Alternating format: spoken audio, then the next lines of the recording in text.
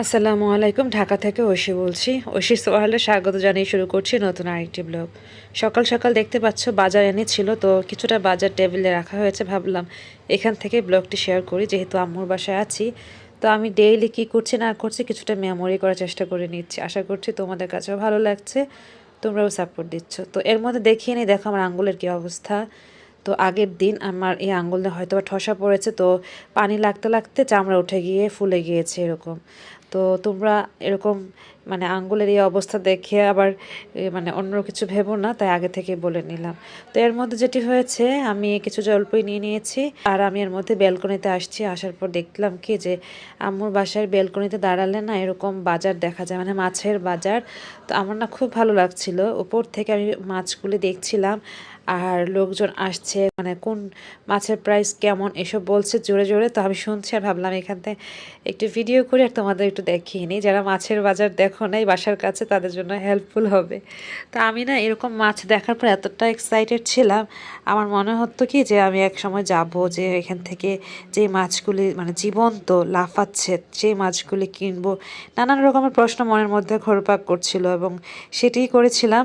তো আজকে তো আমি সেখানে যাই না, আজকে খালি দেখে আইডিয়া নিয়ে নিয়েছিলাম। পরে এক সময় আমি এই মাছের বাজারে গিয়ে কিছু মাছও কিনে নিয়েছিলাম।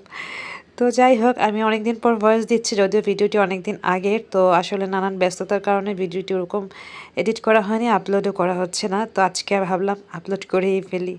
তো দেখতে পাচ্ছ মাছের বাজার থেকে আমি রান্নাঘরে চলে এসেছি। আসার পর আমি দেখলাম এখানে আলু মানে ছিলে রাখা হয়েছে। তো আমি এর মধ্যে ডাল সকাল সকালে বসিয়ে দেওয়া হয়েছে আর 3টা জলপাই এরকম কেটে দিয়ে দিয়েছি। আর জলপাইগুলো কিন্তু বড়, এই সময়টুকুতে জলপাই মাত্র বের হয়েছে। তো তারপরে বড় জলপাই আম্মু নিয়ে এসেছিল। তাছাড়া ডাল দিয়ে জলপাই যারা খাওনি তারা খেয়ে দেখো, এতটাই মজা লাগে। টক ডাল যেটাকে বলে, যেটা আম দিয়েও করা যায়, সেটা জলপাই দিয়েও করা যায়। আর এই তো অনেকে ধনিয়া পাতা খায়, তারা ধনিয়া পাতা অ্যাড করতে পারো। তো আমরা ধনিয়া পাতা পছন্দ করি না, আর আম্মুও পছন্দ করে না, তো আমি আর ধনিয়া পাতা দিইনি।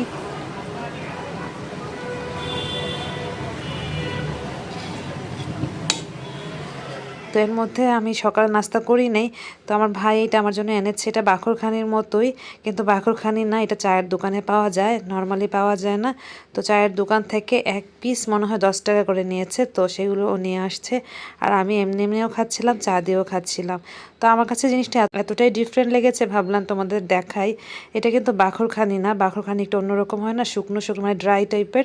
এটা কিন্তু ড্রাই না, এটা ক্রিস্পি টাইপের, এটা ড্যানিশের মতো লাগলো আমার কাছে। তো চা দিয়েও খাচ্ছি, এমনিও খাচ্ছি, আর তোমাদের সাথে শেয়ার করছি, দেখো।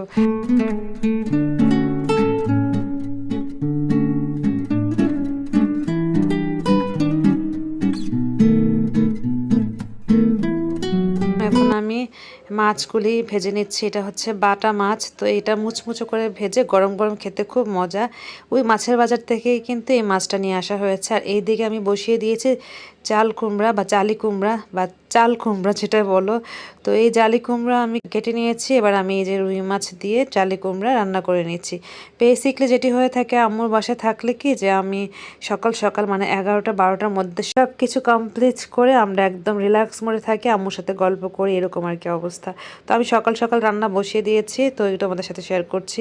দেখতে পাচ্ছ আর কিছু জালি কুমড়া দিয়ে আমি এরকম সরিষা বাটা দিয়ে ভাজি করব, সেটিও দেখিয়ে নিব। তো এই পর্যায়ে আমি নাড়িয়ে চাড়িয়ে নিচ্ছি। তোমরা কে কীভাবে রান্না করো জালি কুমড়া? তো আমরা কিন্তু এভাবেই করি, কষিয়ে টষিয়ে নিয়ে পরে পানি দেওয়ার পর কিছুক্ষণ পর মাছ দিয়ে দিই, এই টাইপের আর কি, নর্মাল যেরকম রান্না হয় সেরকমই। আর এই মাছগুলি ফার্স্ট স্টেপ এটা, আবার খাবারের আগে আর একটু ভেজে নেওয়া হবে, তখন একেবারেই মুচমুচে হয়, তখন কিন্তু খুব টেস্টি হয়। তো আঙ্গুলটা আমি বারবার দেখাচ্ছি, আমার আসলে মনে হচ্ছিল যে দেখাই তোমাদের। তো এর মধ্যে দেখতে পাচ্ছ আমি সেই জালি কুমড়া চাকচাক করে কেটে নিয়েছি। আর সেই যে দেখতে পেয়েছিলে আমি এই যে সরিষা মানে ব্লেন্ড করে নিয়েছিলাম, সেই সরিষা লবণ মশলা টশলা দিয়ে অল্প তেলে এরকম ফ্রাই করে নিচ্ছি। আমার আব্বুর খুব পছন্দ ছিল এই খাবারটা, যদিও এখানে সরিষা বাটাটা আরও বেশি দেওয়া হয়, বাট আমি যে অল্প একটু ব্লেন্ড করেছিলাম না, সরিষা ওরকম ব্লেন্ড হয়নি। তো যাই হোক, যেহেতু পাটা ব্যবহার করিনি, ঝটপট যেভাবে হয় সেভাবেই করে নিচ্ছিলাম। তো এবার এই তরকারিটা হয়ে আসছে প্রায়, তোমাদের একটু দেখাচ্ছি, দেখো।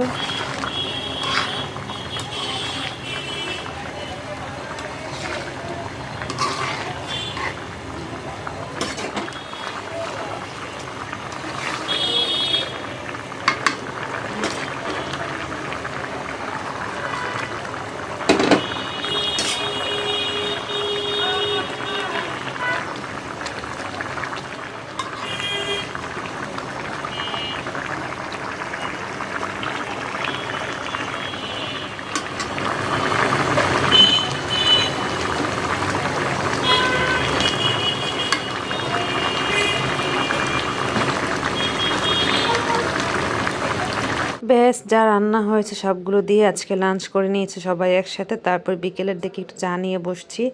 আর সন্ধ্যা হয়েছে, মাগরিবের সালাত আদায় করে নিয়ে এরকম 2টা পেঁপে নিয়ে এসেছিলো আমার ভাই। পেঁপেটাকে আমি কেটে রেডি করে নিচ্ছি যাতে সবাই নামাজ পড়ে পেঁপে খায়। একদম ফ্রেশ ছিল পেঁপেটা। তো এরকম বড় 2টা পেঁপে, একটার মধ্যে একেবারেই সিড ছিল না। তো আমি অবাক হয়েছিলাম যে আল্লাহ বেঁচে নেই।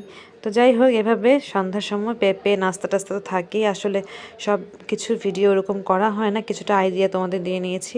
তো দেখো এই পেঁপেটার মধ্যে একটা বিচি পাওয়া যায়নি, তোমরা দেখে বুঝতে পারছো একটা বিচিও ছিল না। সেকেন্ড পেঁপেটাতে একটু বেঁচে ছিল, তাও অল্প কয়েকটা। আর পেঁপেটা কিন্তু খেতে একদম ফ্রেশ ছিল। আর এটা হচ্ছে সেকেন্ড পেঁপেটা, এটার মধ্যে দেখো কাউন্টেবল বিচি আছে। তো যাই হোক, এভাবে সন্ধ্যার নাস্তা করে আমরা রাতে ডিনার করে তো শেষ করেছি। আজকের ব্লগটি পুরো 2 দিনের, আজকে তো দেখিয়ে নিলাম। পরের দিন সকালে যেটি করছে সেটি তোমাদের সাথে শেয়ার করছি। সকালে ঘুম থেকে উঠে মনে হয়েছিল রান্না বান্না শেষ করে আম্মুর সাথে গল্প করব, তো সেটাই করে নিয়েছিলাম। মুরগির মাংস ছিল কাটা, এরকম ভিজিয়ে নিয়েছি। আজকে মুরগির মাংস আমি রান্না করব।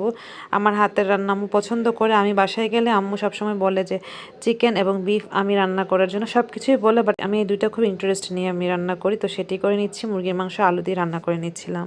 সকালের নাস্তা সবাই ভাত খাবে ভর্তা দিয়ে। তো আমার বোন 2 থেকে 3 রকমের ডাল সেদ্ধ করে নিয়েছে। এটা হচ্ছে মসুরের ডাল, দেখো সেদ্ধ করে নিয়েছে ভর্তা বানানোর জন্য।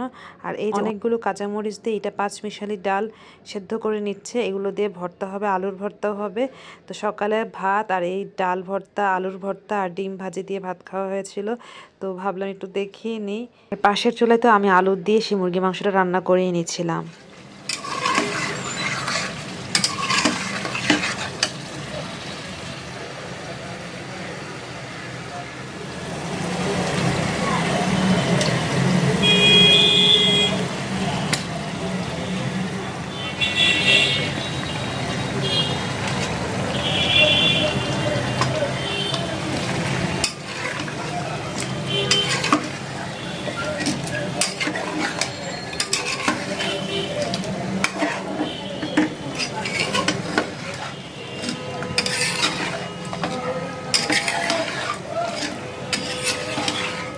এখানে ভর্তা বানানো হয়েছে, সকালে নাস্তা করা হয়েছে, আর বাকিগুলো বক্স আপ করে রেখে দিয়েছি কারণ অনেকগুলো ডাল সেদ্ধ করা হয়েছিল।